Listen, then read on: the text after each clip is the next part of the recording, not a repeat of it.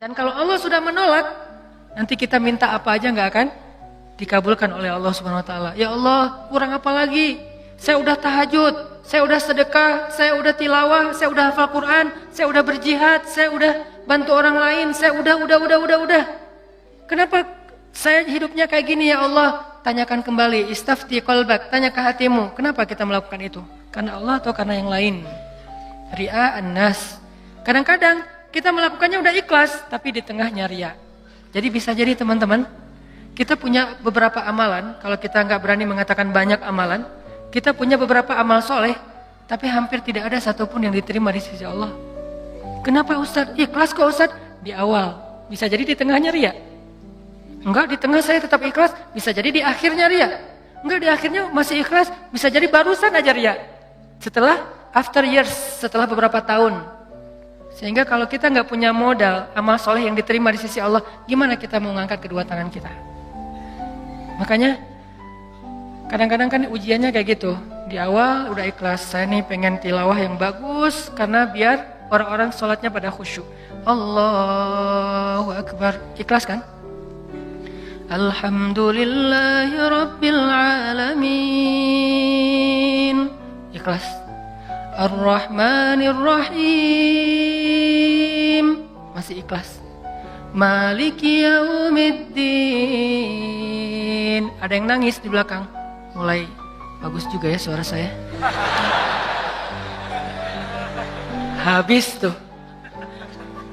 Teman-teman pikir imam dengan bacaan yang bagus berarti pahalanya lebih banyak dari teman-teman? Belum tentu. Bisa jadi makmumnya dapat untung dari bacaan yang bagus karena dia khusyuk, dia bisa nangis, dia bisa nyaman. Sementara imamnya nggak dapat apa-apa loh. Ini, tapi kita nggak bisa menjudge imam juga ya. Begitu imam baca Alhamdulillahirabbil alamin, pamer. Nggak bisa. Entas jadi susah tuh. Semua salah ya, serba salah. Baca bagus salah, baca jelek. Imam nih bacaannya kok gini banget sih? Jadi serba salah. Ini bukan menjudge orang lain, udah aja masing-masing. Kalau imam bacanya bagus, ya kita husnuzon. Masya Allah bacaannya luar biasa. Kalau banyak orang yang khusyuk gara-gara ini berarti pahalanya banyak banget nih. Kan kita cemburu ya. Si imamnya, astagfirullah, kalau gak dibagusin, Allah suruh yang bagus-bagus. Kalau bagus-bagus amat, entar sombong. Karena emang bagus sih. Itu habis tuh. Aduh, ngeri banget teman-teman. Di tengah masih ikhlas, nggak kegoda. Kan riya itu kan bukan maunya kita ya. Riya itu kan wasawisus syaitan, yuwaswisu fi sudurin nas. Dia yang mengebisikin, tapi di akhir selesai datang, alhamdulillah Ustadz, sambil gini, ada tisu nggak? Saya baru pertama nangis dalam sholat, suara Ustadz luar biasa. Bapak nggak pernah dengar di YouTube saya. Sombong, ya. Bapak nggak baru kenal saya. Gitu, atau bukan karena pujian orang lain teman-teman, karena diremehin sama orang lain. Pernah diremehin orang terus jadi riya? Saya pernah ngisi di beberapa masjid agung. Ada kan kalau di daerah-daerah tuh kalau saya ngisi kadang-kadang panitia mintanya di masjid agung. Kan DKM Masjid Agung rata-rata nggak main Instagram ya. Mereka nontonnya TV. Jadi karena saya qadarullah nggak pernah masuk TV, nggak kenal. Ini Ustadz siapa sih? Ada nggak di Damai Indonesiaku? Nggak ada. Oh, biasa aja. Karena saya nggak pernah masuk TV, akhirnya beliau nggak kenal kan, bukan yang pemain sosmed. Dan dari situ mulai ada ngeremehin. Panitia nawarin tempat, mereka bilang, udah biasa aja lah, nggak usah terlalu heboh. Paling juga jamaahnya nggak setengah masjid, katanya. Saya dikasih tahu sama panitia, Ustadz, ini DKM-nya kayak gitu ngomongnya. Oh, kita lihat aja nanti. Mulai kan riya nih. Terus saya datang, ternyata alhamdulillah qadarullah Allah yang melangkahkan kaki-kaki mereka rame nih sampai pelataran masjid. Pas rame DKM-nya bingung, ini Ustadz siapa sih kok bisa rame gini yang datang?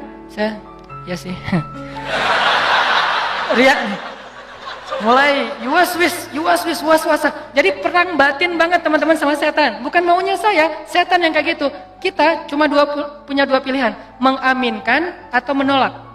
Kalau kita mengatakan iya sih, berarti kita membenarkan kata-kata setan di dalam hati, riya, sombong. Atau kita mengatakan astagfirullah, nggak mau kegoda gitu. Pas waktunya sholat maghrib, panitia kan kenal pastinya ya. Ustadz dorong-dorong saya gitu kan. DKM nggak ngedorong, kan kepancing. Kenapa DKM nggak ngedorong? Ngelihat penampilan saya dari ujung rambut sampai ujung kaki kayak kurang meyakinkan gitu. Nih Ustadz bisa ngaji nggak sih? Ngelihat ujung kupluk, di tengah kaos atau pakai kemeja, bawah celana jeans biasa. Ini bisa ngaji nggak ya? Akhirnya DKM kayak ragu-ragu gitu mau dorong saya jadi imam. Dalam hati, 5 menit lagi dengerin aja nanti. Wah, UASWIS luar biasa. Karena didorong-dorong terus sama penitia, ya udah deh, saya mau ya kalian yang dorong kan, dorong lagi dong, didorong ya. Udah aja jadi imam, ngimamin, karena tadi diremehin sama DKM, kepancing dong. Wah, Ar-Rahman nih, gua keluarin sekalian, cie. Kenapa ngeluarin Ar-Rahman? Favorit, kartu as lah. Kan DKM-nya kayak ragu-ragu gitu, sampai saya bilang, soft dirapatkan, diluruskan, saya nggak mau pakai bahasa Arab. Walaupun nggak bisa, soft diluruskan dan dirapatkan gitu. Terus DKM-nya masih gini-gini, ragu-ragu gitu. Dalam hati saya, ya bentar lagi, tenang aja. Wah, balik arah, Allahu Akbar. Itu udah nggak benar lagi sholatnya tuh. Itu dirasain banget. Itu udah nggak benar lagi sholatnya. Allahu Akbar. Begitu selesai Al-Fatihah, gimana Pak? Udah dengar? Terus masuk Ar-Rahman, serak pula. Aduh, serak, suaranya hilang, segala macam. Aduh itu nyesel banget tuh, nggak bisa show off ya. Kalau pas lagi dapat, mic-nya bagus, sampai menggemanya tuh sekilo gitu ya. Itu kan enak banget ya. Buat seorang vokal, mic itu kayak floor buat anak skate kan, jadi bisa ngetrik banget kalau floornya dapat kan. Jadi buat saya tuh kalau mic-nya pas dapat, wah ini bisa semua trik dikeluarin nih. Fabi ayyi ala'i rabbikuma tukadziban. Udah Ar-Rahman aja yang biasanya dibagi 4, sekarang 1 rakaat Ar-Rahman, rakaat kedua Al-Muluk. Kenapa? Biar sekalian didengerin. Nih Ar-Rahman ya, gini cara bacanya. Aduh, habis. Selesai sholat, kan balik arah gitu kan, mau zikir kan, balik arah bukan pura-pura zikir sih, sambil zikir ngelihat ke arah si bapak. Kira-kira gimana ekspresinya sekarang? Itu teman-teman berat. Kadang-kadang bukan karena kita pengen dipuji orang, tapi kita nggak rela diremehin orang, itu yang bikin kita ria kan? Bukan karena kita pengen dielu-elukan, dipuji, dapat banyak like, dipuja-puja, bukan itu.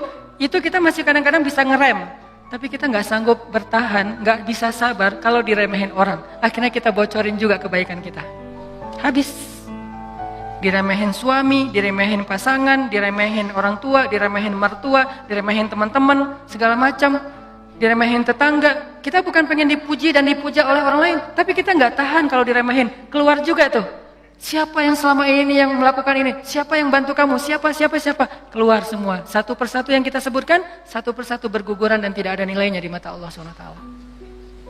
Sabarkah kita ketika diremehkan oleh orang lain untuk tetap menjaga rahasia amal kita antara kita berdua aja dengan Allah? Itulah ujian ikhlas. Bisa nggak kita jaga? Nggak mau kita bocorin rahasia kita berdua sama Allah. Begitu kita bocorin, sedih banget tuh. Udah langsung tidak ada lagi nilainya di mata Allah. Berapa banyak dari amal yang kita lakukan yang benar-benar kita mampu menjaga keikhlasannya di awal, di tengah, di akhir. Kalau ada, jangan menyimpulkan dulu bahwa kita udah sukses karena masih ada waktu selama kita masih hidup untuk kita batal. Mungkin nggak batal di akhir, tapi batalnya setelah beberapa tahun. Ada teman kita datang nanya-nanya ke kita tentang, ngafal Quran itu susah banget ya. Kenapa? Aku tuh ngafal 1 juz aja, juz 30 gak beres-beres. Oh, ya sebetulnya gampang sih kalau udah tahu triknya. Mulai nih. Emang idealnya ngafal Quran berapa lama? Ya tergantung orangnya. Ada yang 10 tahun, ada yang 5 tahun, ada yang 2 tahun, 3 tahun, setahun. Kalau aku sih alhamdulillah 6 bulan khatam. Habis semuanya tuh. Ngafal Quran emang gampang, capek, susah loh. Yang susah itu bukan ngafalnya, murojaahnya kan, ngejaga hafalan. Udah hafal 5 juz, biasanya baru kerasa capeknya tuh setelah 5 juz, kata orang-orang yang hafal. Setelah 5 juz, mulai nih, keteteran yang di belakang, balik lagi ke depan, hilang lagi yang di belakang, balik lagi. Kayak gitu ngafal Quran saking capeknya tuh sampai orang yang banyak putus asa.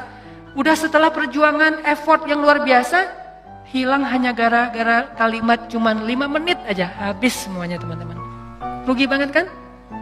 Jadi jangan dulu menyimpulkan bahwa kita tuh udah pasti soleh, udah pasti istimewa, udah suci banget. Hanya gara-gara kita punya amalan soleh lebih banyak dari teman kita. Mungkin dia amalnya biasa-biasa aja, tapi dia karena biasa-biasa gak bisa ngeriain kan.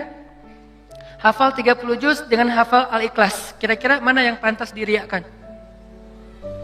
30 juz dong, Al-Ikhlas gak mungkin riak.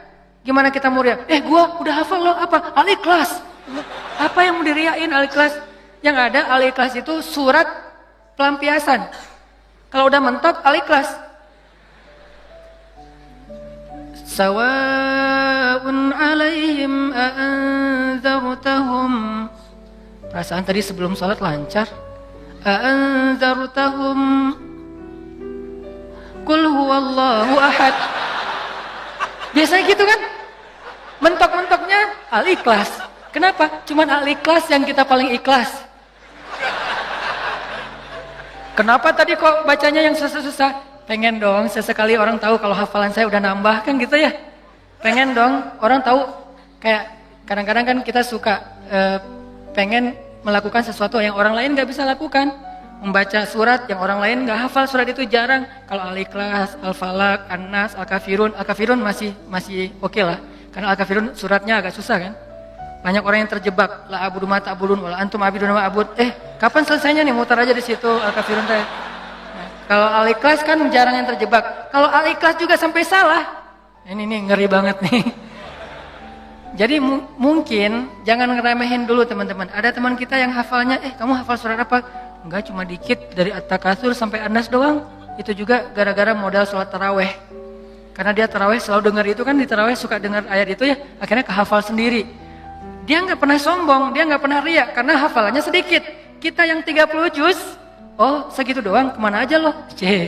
Habis 30 juz. Jadi yang hebatnya itu bukan berapa banyak amalannya teman-teman, tapi seberapa kuat dia menjaga keikhlasannya di awal, di tengah, di akhir, dan setelah beberapa lama. Jadi jangan menyimpulkan dulu. Fala tuzakku anfusakum huwa a'lamu bimanittaqo. Jangan kalian menganggap diri kalian udah pasti soleh, pasti istimewa, pasti baik, karena Allah lah yang paling tahu siapa yang paling bertakwa. Maksudnya siapa yang paling ikhlas. Karena at-taqwa hahuna. Belum lagi nanti ada orang kadang-kadang saya pernah di sebuah masjid, kita ngadain acara tabligh akbar, terus masjidnya rame, anak-anak mudanya penuh sampai ke depan masjid. Setelah selesai acara tabligh akbar kan suka ngobrol-ngobrol gitu kan sama DKM di ruang DKM. Ada salah satu sesepuh masjid ngobrol sama saya, dan waktu itu saya juga sedih. Kenapa saya ladeni gitu? Harusnya saya pergi aja biar menjaga amal beliau kan. Beliau cerita, Ustadz, alhamdulillah ya sekarang masjidnya rame. Ini perjuangannya nggak mudah loh Ustadz. Dulu dari awal nih, ketika kita pembebasan lahan masjid ini aja, udah konflik, sengketa dengan beberapa tetangga. Akhirnya saya perjuangkan Ustadz dari awal, sampai bisa pembebasan lahan. Kemudian kita bangun masjid ini dengan gotong royong luar biasa. Fundingnya itu susah banget Ustadz. 5 tahun baru beres masjid ini Ustadz. Udah gitu saya yang bikin yayasan masjid ini. Sampai ADRT-nya itu saya yang bikin Ustadz. Satu persatu beliau sebutkan perjuangannya, jasa-jasanya, jerih payahnya, effortnya, dan segala macam pengorbanannya. Sampai akhirnya masjid ini rampung, sekarang dipakai banyak orang sholat, sekarang udah gampang. DKM sekarang tuh gampang, gak seperti awal-awal dulu. Kalau beliau sadar itu semuanya habis gara-gara beliau. Tapi kan kita gak bisa menjudge ya. Kalau beliau menceritakan itu untuk motivasi, oke. Tapi kalau beliau menceritakan itu untuk ria, dihargai, diakui, kalau hanya pengen dapat pengakuan, pengen diaku oleh orang lain, habislah semua pahala yang sudah beliau usahakan sekian tahun. Harusnya kalau beliau ikhlas, satu orang yang datang ke masjid untuk ikut acara tabligh akbar, sholat berjamaah, taubat, sadar, zikir, ibadah, beliau dapat pahala. Kebayang nggak kalau ada 5.000, 10.000 anak muda yang datang untuk ikut acara di situ? Pahala beliau banyak banget, tapi hilang hanya dengan 5 menit berbicara. Jaga lisan. Faliyakul khairan aw liyasmut. Mending diam aja deh. Sebegitu gampangnya hilang amal-amal kita gara-gara tidak mampu menjaga keikhlasan kita, teman-teman. Makanya wa innama likulli imri'in manawa, itu gampang banget tergelincir. Itu halus banget, lebih halus daripada suara langkah-langkah semut. halus banget. Sampai kadang-kadang kita juga terjebak di situ. Makanya di zaman Nabi itu kan ada cerita seorang sahabat Ansor yang tidak terkenal ibadah-ibadahnya, tapi Nabi bilang huwa min ahlil jannah, dia itu ahli surga. Apa kelebihan dia? Apa ibadah dia? Ibadah dia itu ibadah batin. Ketika dikepoin sama beberapa orang sahabat, sama seorang sahabat, kalau nggak salah Abdullah bin Amr bin As, dia kepo datang ke rumahnya. Ternyata rahasianya bukan ahli tahajud, bukan ahli sedekah, bukan ahli tilawah, bukan ahli kebaikan-kebaikan yang zahir. Dia kalau ngelakuin amalan yang zahir, yang standar-standar aja lah, yang wajib, yang kalau ditinggalkan pasti dosa, sholat pasti, cuman nggak ada yang lebih, biasa-biasa aja. Terus yang bikin dia istimewa, ternyata ibadah batin. Apa ibadah batin dia? Dia bilang, saya tidak pernah dengki kepada orang lain. Kalau ada orang yang dapat nikmat, saya orang pertama yang bahagia. Kalau ada orang yang dapat musibah, saya yang paling sedih. Kalau ada yang orang berbuat salah, saya langsung mendoakan dan memaafkan dia. Inilah ibadah batin dia, teman-teman. Makanya selain kita fokus memperbaiki ibadah zahir kita, sholat kita, cara takbir kita, cara semua ruku sujud kita, perbaiki juga ibadah batin kita. Karena kalau sampai ini rusak, yang lain sempurna, batal. Tapi kalau ini benar, yang lain cacat-cacat dikit, karena kita mungkin punya kekurangan, Allah yang akan perbaiki. Jadi ini teman-teman, tentang pentingnya belajar ikhlas. Dan ikhlas ini termasuk salah satu di antara ibadah juga. Jadi sekedar ikhlas saja itu udah ibadah. Sekedar niat aja itu udah ibadah. Belum melakukan udah jadi ibadah. Bukankah Nabi mengatakan siapa yang berniat berbuat baik lalu jadi melakukannya, maka dia mendapatkan 10 pahala kebaikan. Kalau dia berniat berbuat baik tidak jadi melakukannya, maka dia mendapatkan 1 pahala kebaikan. Siapa yang berniat berbuat buruk jadi melakukannya, maka dia dapat 1 dosa. Siapa yang berniat berbuat buruk tidak jadi melakukannya, dia dapat 1 pahala. Allah baik banget ya. Niat aja dikasih pahala, baru niat tuh. Sehingga para ulama mengatakan kalau begitu, ayo kita berniat yang banyak. Dan memperbanyak niat itu disebut dengan istilah ta'addudin niyah. Ta'addudin niyah, memperbanyak niat-niat yang baik. Saya pengen ini, saya pengen itu, saya pengen. Semua kebaikan kita pengen. Maka pengen aja udah jadi pahala kebaikan yang utuh. Insya Allah tahun depan saya pengen umroh. Azam, niat yang kuat. Ya Allah kasih saya rezeki, saya pengen umroh. Udah nabung, ternyata gak cukup. Maka tahun itu Allah catat kita sudah melakukan ibadah umroh sempurna. Dan bisa jadi lebih sempurna daripada orang yang melakukannya secara fisik. Kenapa? Orang yang melakukannya secara fisik masih ada ujian riya. Lagi di mana? Lagi umroh, posting. Tapi nggak semua orang yang posting umroh itu riya ya.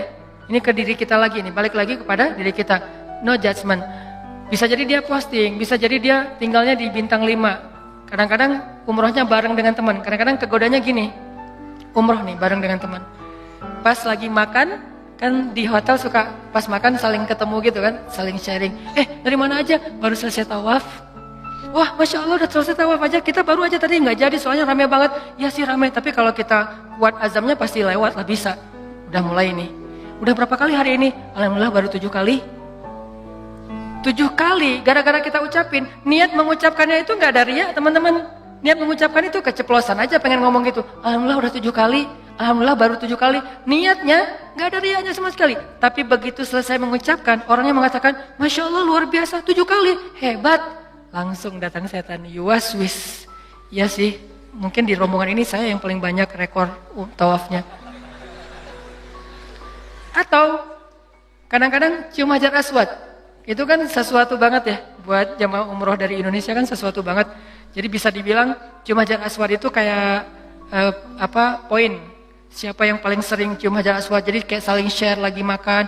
Udah cium hajar aswad? Udah? Belum? Udah, alhamdulillah udah 3 kali. Wah, saya baru sekali. Akhirnya saling berlomba. Kalau ini niatnya fastabiqul khairat, itu bagus.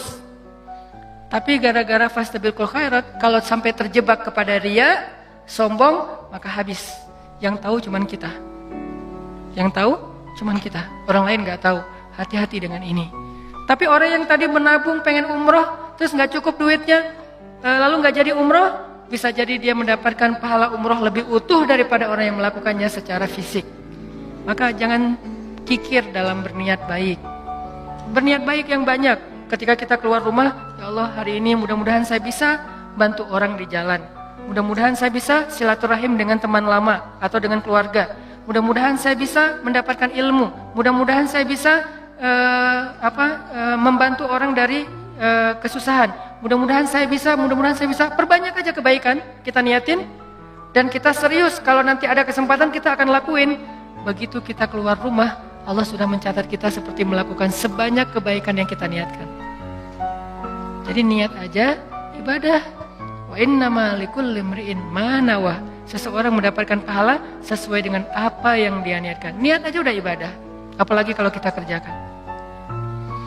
Sampai ulama mengatakan, kalau saya mendengar seseorang mengetuk pintu rumah saya, maka saya tidak akan membuka pintu rumah itu sampai saya memiliki 10 niat baik.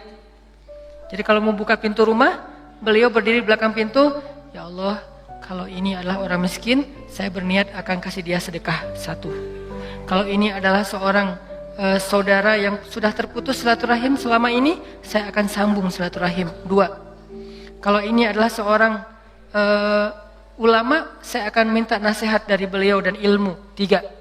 Kalau ini adalah seorang murid, saya akan kasih dia nasihat dan ilmu 4. Kalau ini adalah seorang yang berhutang, saya akan bayarkan hutangnya 5. Terus sampai 10 niat baik baru dibuka pintunya. Ternyata yang datang cuma 1 orang dengan 1 hajat, maka beliau mendapatkan pahala 10 hajat, 10 kebaikan. Ini hebatnya niat. Ta'addudin niyah. Sehingga yuk kita berniat sebanyak mungkin berbuat baik. Saya akan gini, saya akan gini, saya akan gini. Salah satunya untuk akhirat kita, kalau saya pribadi berniat, ya Allah saya pengen banget nanti sebelum meninggal, kalau bisa udah khatam 30 juz. Dari dulu diusahain belum beres-beres. Naik dikit, turun banyak. Naik dikit, turun banyak. Kenapa? Mungkin banyak dosa, bisa dosa lisan, bisa dosa mata. Bukankah dosa itu bisa menghilangkan hafalan ayat Al-Quran? Dan kata Nabi, Al-Quran itu gampang hilangnya, lebih gampang daripada hilangnya onta yang liar. Cepat banget hilangnya. Enggak Ustadz, saya udah banyak dosa tapi enggak hilang-hilang. Ya enggak ada yang dihafal, apa yang mau dihilangin? Coba kalau mau tahu kita banyak dosa atau enggak, hafal Quran deh. Kalau susah, pasti banyak dosa. Kalau mau tahu itu cara kita untuk bisa mendeteksi dosa kita, salah satunya ya, hafal Quran. Coba, itu akan mendeteksi banget. Kalau kita udah lancar bacaan, tapi dengan syarat bacaannya udah lancar. Karena kalau bacaan belum lancar, ya bukan karena dosa, emang nggak bisa baca Quran ya. Berarti tahapannya baca Quran dulu. Kalau bacaannya udah lancar, tapi kok nggak bisa ya ngafal Quran? Ini bisa jadi kata Imam Waqi', al-ilmu nurun wa nurullah la yu'talil asi. Ilmu itu cahaya dan cahaya Allah itu tidak diberikan kepada pendosa. Cara ngukur diri kita banyak dosa atau enggak? Coba ngafal Quran. Kalau susah, pasti banyak dosa. Sehingga pesantren di dekat rumah saya tuh pesantren Kampung Quran namanya. Dulu ada program daurah hafal Quran selama bulan Ramadan, 1 bulan 30 juz. Di Indonesia, di Cihanjuang, Cimahi. 1 bulan 30 juz. Pas saya diundang ke situ ngisi waktu subuh, saya bilang, "Ini programnya apa Ustadz?" 30 juz 1 bulan. Saya dalam hati, emang bisa? Saya tuh udah lebih 10 tahun gak beres-beres. Ngeremehin gitu kan? Ternyata ada yang bisa. Dari sekian puluh siswa atau santri, ternyata sekitar hampir 10 orang khatam sebulan 30 juz, lancar teman-teman. Sebulan 30 juz lancar. Modalnya mungkin cuma juz 30 doang pas baru datang. Dan apa metodenya Ustadz? Ternyata metodenya itu nggak rumit-rumit, sederhana. Kalau mereka ngerasa susah hafalan, disuruh sholat taubat terus istighfar. Itu doang. Kalau ya Allah kok susah banget ya? Kan kadang-kadang ada halaman yang mudah, ada halaman yang susah ya. Yang biasanya kalau lagi enak tuh moodnya dapat, bisa sekali duduk 2 lembar langsung hafal dan lancar. Kalau lagi nggak dapat, 1 ayat aja nggak beres-beres. Nah, kata ustadznya, kalau kejadian kayak gitu, coba wudu, sholat taubat, minta ampun sama Allah, istighfar, coba hafal lagi. Pasti mudah. Dan itu terbukti. Ternyata kayak gitu caranya. Cuman ya butuh istiqomah juga. Jadi teman-teman, perbanyak niat yang baik. Niat apa aja, termasuk saya nanti kalau udah punya rezeki, udah punya usaha sendiri, saya pengen punya panti asuhan 1000 anak yatim. Tapi niatnya yang kuat ya. Kalau ternyata itu baru terwujud setelah 20 tahun, la tahzan, nggak usah bersedih, nggak usah berkecil hati. Kenapa? Sejak kita berniat punya pesantren, punya panti asuhan 1000 anak yatim, walaupun terwujudnya setelah 20 tahun, pahalanya tuh dihitung dari awal berniat, bukan ketika terwujud. Keren kan niat tuh? Jadi pahalanya dihitung dari ketika kita berniat, bukan ketika itu terwujud. Kalau terwujud, dilipat gandakan 10 kali lipat. Sebelum terwujud, dihitung satu kebaikan yang utuh. Misalnya, saya dalam hati saya punya niat, saya nanti mau bikin camp pengungsi. Kalau kemarin yang saya datang sama teman-teman itu kan camp pengungsi Suriah yang ada di Turki. Yang artinya para pengungsi yang udah aman kondisinya. Kita coba bantu kecil-kecilan. Nah ini dikasih lagi tanah sama Erdogan, sama Turki, lewat menteri di niatnya, lewat Golden Future kita kerjasama di Aleppo perbatasan dengan Turki, di dalam Suriahnya. Yang nggak bisa nyebrang, yang nggak bisa ngungsi keluar negeri, maka ditampung di situ. Dikasih berapa hektar tanah, disuruh coba kalian bisa nggak bikin camp di situ. Saya punya niat, saya akan coba bareng-bareng dengan Golden Future harus punya camp di Aleppo bagian perbatasan Turki yang menampung minimal 100.000 pengungsi Suriah. Itu kan niatnya. Kapan terwujud? Allahu a'lam. Yang penting saya ikhtiar aja dulu dari sekarang. Mulai membangun sosmed, saya harus banyak followers. Kenapa? Makin banyak followers, insya Allah funding untuk kemanusiaan lebih gampang. Terus juga membangun jaringan beberapa tempat di seluruh Indonesia supaya kita kerja bareng-bareng untuk selain kemanusiaan di Suriah, kemanusiaan juga di Indonesia. Bikin kegiatan-kegiatan dakwah anak muda. Tapi salah satu target goals saya itu adalah bisa ngebantu korban-korban perang. Bukan membantu perang, membantu korban perang. Kalau membantu korban perang kita datangnya bawa roti, bawa gandum, bawa obat-obatan. Kalau membantu perang kan bawa senjata ya. Dan saya megang senjata juga belum pernah. Nah, niatnya 100.000 pengungsi di camp di dalam Suriah untuk membantu mereka. Kapan terwujud? Sebutlah 10 tahun lagi baru terwujud. Saya apakah baru dapat pahala setelah 10 tahun? Enggak. Dari sejak awal saya berniat, kalau saya mampu ikhlas, maka saya mendapatkan pahala yang sama. Berarti setiap hari itu saya kayak ngasih makan 100.000 pengungsi Suriah di Aleppo. Setiap hari. Keren kan niat tuh? Kenapa kita nggak melakukan hal yang sama? Kenapa kita nggak berniat aja kayak gitu? Saya akan ikut juga dengan program Ustadz Hanan. Walaupun sekarang saya belum bisa support dana. Tapi insya Allah kalau saya ada dana nanti saya pasti akan ikut nyumbang. Saya juga akan funding dengan teman-teman saya. Niatin aja. Dengan niat aja, kita udah ngasih makan anak yatim di Suriah itu 100.000 orang daily, setiap hari. Wa innama likulli imri'in ma nawa. Kenapa kita nggak berniat yang banyak kebaikan-kebaikan? Kenapa kita kikir dalam niat?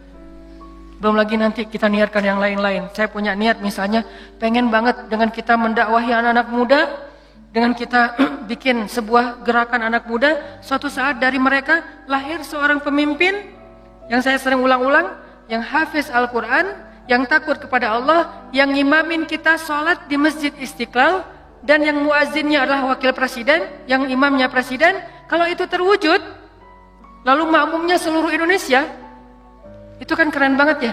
Kalau belum terwujud, saya tetap dapat pahala niat itu kalau masih ikhlas.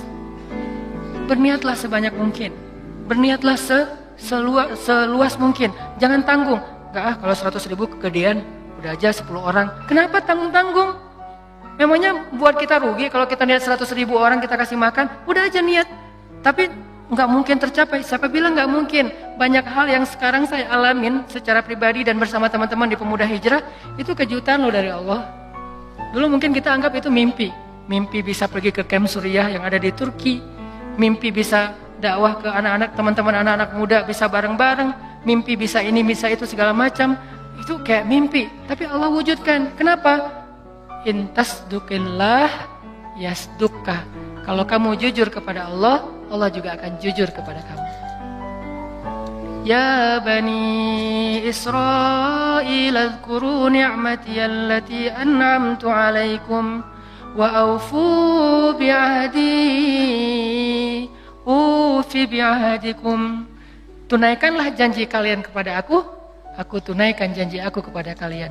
In tasdukillah yasdukka. Jujurlah kepada Allah, Allah jujur kepada kalian. Ihfazillah yahfazka. Jaga Allah, Allah jaga kalian. Fadhkuruni adzkurkum. Ingat aku ingat kalian. Selalu kayak gitu, kaidahnya sama.